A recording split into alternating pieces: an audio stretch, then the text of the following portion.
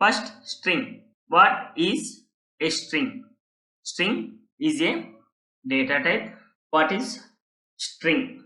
So we know that a string is array of character or group of character closed with double quotes. Suppose I am giving group of characters Mahesh.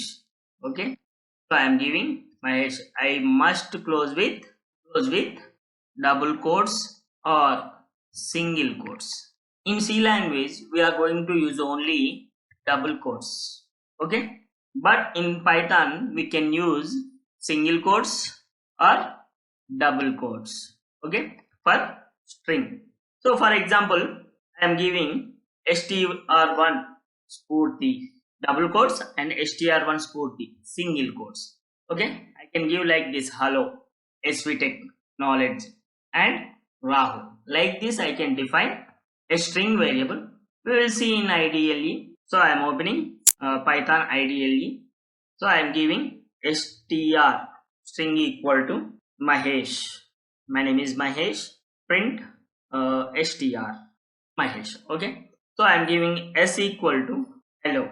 H equal to hello. Print hello.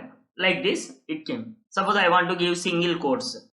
M equal to single quote Raju, giving Raju as input. Enter, print M, takes Raju as a string. Like this, I can give single quotes or double quotes for string values. In strings, what do you have to remember? First one, strings are group of characters enclosed with double quotes or single quotes. You can use double quotes or single quotes. Okay, and what is the syntax to define or declare a string? String name, okay, equal to string value. What is that syntax? String name, you can give anything. String name equal to double quotes or single quotes string value. Okay, this is about the string basically. Okay, next,